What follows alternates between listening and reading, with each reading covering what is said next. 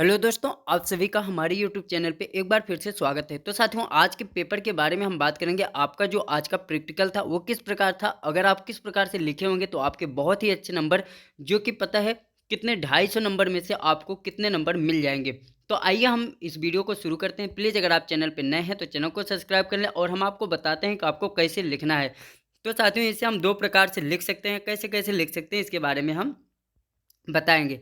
सबसे पहला जो क्वेश्चन है साथियों, सबसे पहला क्वेश्चन पूछा है list out tools and equipment required for perform practical. आपको पूछा है कि इस प्रैक्टिकल में जो है कौन-कौन से टूल और इक्विपमेंट की ज़रूरत है, जो कि आपको बतानी थी। तो ये जो है 5 नंबर में था, आपको कुछ टूल और उसके इक्विपमेंट को लिखना था। कैसे लिखना था उसे भी अभी हम बताएँगे, तो प्लीज़ अगर चैनल पे नए हैं तो चैनल को सब्सक्राइब कर लें। अगला क्वेश्चन साथियों है क्वेश्चन नंबर 2 पे, write down the sequence of operation to perform the practical along with safety precautions. आपको इसमें कैसे ऑपरेशन करना है, कैसे सीक्वेंस से ऑपरेशन कैसा है करना है और कैसे आपको सेफ्टी प्रिकॉशन इसमें करनी है, उसके बारे में आपसे पूछा गया है। तो इसे कैसे लिखेंगे इसके बारे में भी हम बताएंगे। तो प्लीज़ अगर चैनल पर नए हैं चैनल को सब्सक्राइब कर लें। कल के आपके आंसर की ड्राइंग की मैंने बता रखी है, उसका भी लिंक मैं डिस्क्रिप्शन बॉक्स में दे दूंगा। आप वहाँ से जाके देख सकते हैं कि आप कितने नंबर जो हैं हल करके आए हैं और आपको कितने नंबर मिलेंगे।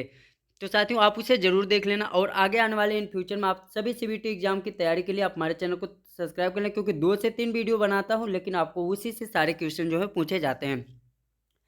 तीसरे में साथियों पूछा गया है कि आपको मेक द जॉब पर ड्राइंग, मतलब आपको ये ड्राइंग जो है बनाना है, जैसे आपको यहाँ पे दिखा है वैसे आपको प्रैक्टिकल कॉपी पे हूबहू इसी को बनाना है। जब आप साथियों पार्ट बनाएंगे, जब आप जॉब को बनाएंगे मटेरियल को लेके, तब आपको जो यहाँ पे दिया है 0.04 mm, ये आपको टॉलरेंस क्लियरेंस है। अगर इन दोनों के बीच में टॉलरेंस है साथियों, अगर इतना गैप रह जाता है तो कोई दिक्कत नहीं है, तब भी जो अब जो है आपका एक्सेप्ट हो जाएगा।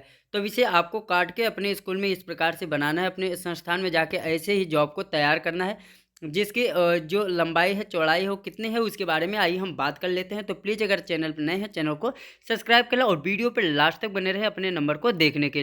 तो ये सब साथियों हम देख पा रहे हैं कि हमने यहाँ पे इसे बना दिया है, आपको भी इसी प्रकार से बनाना था और ध्यान रखना था बनाते समय ये जो डायमेंशन लाइन है, जो डायमेंशन रेखा हमने एरो जी से दर्शाया है, ये एरो को आपको बहुत ही हूबहू इसी प्रकार से बनाना था, ताकि आपके नंबर बहुत ही अच्छे आते, क्योंकि नंबर बहुत ही ज़्यादा मायने में रखा जाता है। उसके बाद चलिए हम पहले क्वेश्चन पे चलते हैं।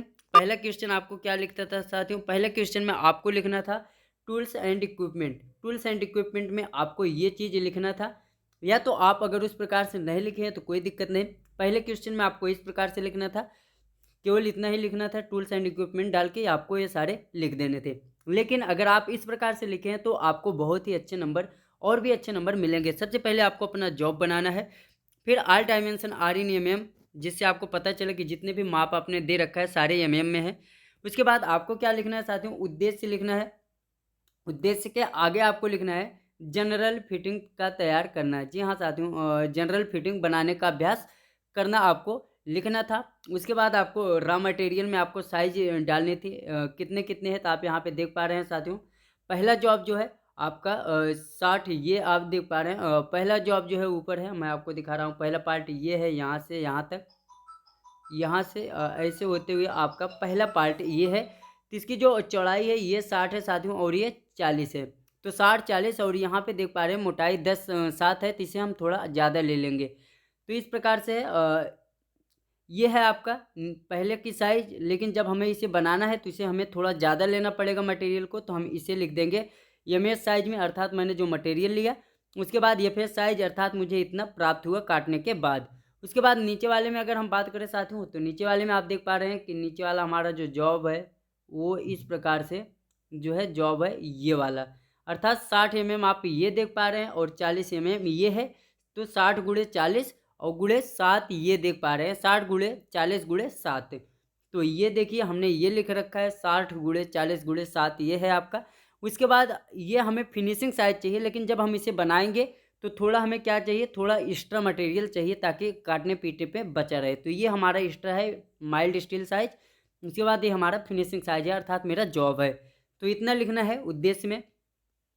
फिर इसके बाद आपको सीक्वेंस ऑपरेशन जो पूछा गया था आप देख पा रहे हैं, तो सबसे पहले हमने क्या किया, मेजरिंग किया, फिर मार्किंग मीडिया का लेप लगाया, फिर पंचिंग किया, फिर हेक्साइंग मतलब हेक्सा के द्वारा काटा हुआ ऑपरेशन किया, फिर मैंने होल्डिंग की। होल्डिंग करने का मतलब हमने पकड़ के रखा मजबूत। उसके बाद फाइलिंग किया साथियों, फिनिशिंग के लिए फाइलिंग किया, फिर उसके बाद चेकिंग किया कि हमारा जॉब जो है सही है, फिर हमने ले जाके जमा किया। ये आप इतना पर देख पा रहे हैं, सीक्वेंस ऑपरेशन हो गया। उसके बाद अगला देख पा रहे हैं साथियों आप, टूल्स एंड इक्विपमेंट, क्या क्या टूल लगे हमें इस जॉब को बनाने में, ये हम यहाँ पे अब लिख दिए। जो पहले का नंबर था वो हमें यहाँ पे मिल जाएगा। उसके बाद आगे चलते हैं, अब हम लिखेंगे वर्किंग मेथड, मतलब ऑपरेशन आपने क्या क्या किया। तो सबसे पहले ऑपरेशन में हम क्या क्या लिखेंगे, ऑपरेशन में हमारा आ जाएगा सर्वप्रथम ड्राइंग के अनुसार हमने फ्लैट से साइज के अनुसार 2 टुकड़े प्राप्त किए। जब भी आप उसे बनाओगे 2 टुकड़े प्राप्त करोगे, फिर जाब को फिनिश करके उस पर मार्किंग मीडिया का हमने लेप लगाया। जाब को फिनिश किया मतलब जो जंग लगी थी उसे साफ किया, उस पर हमने सफ़ेद चाक का लेप लगा दिया।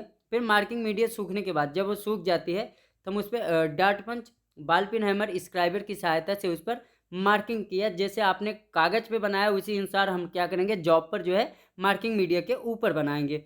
उसके बाद आप देख पा रहे हैं आगे आप लिखेंगे, मार्किंग हो जाने के बाद अनावश्यक मटेरियल, जो ज़्यादा मटेरियल हमने ले रखा था उसे हमने हेक्सा की सहायता से काट के हटा दिया, निकाल देते हैं। फिर उसके बाद जॉब को try square micrometer steel rule की सहायता से उसकी जांच करते हैं कि हमारा सही है कि नहीं है। अगर कहीं गलत है तो फिर हम, जब थोड़ा सा मटेरियल रह जाता है तो इस समय हम फ्लैट फाइल की सहायता से हम उस मटेरियल को हटा देते हैं साथियों।